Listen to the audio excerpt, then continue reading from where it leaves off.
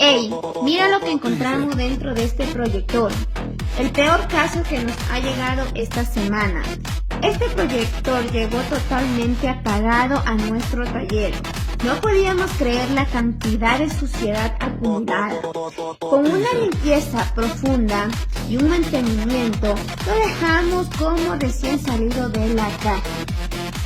¿Tu proyector se calienta mucho? ¿Hace ruido o ya no enciende?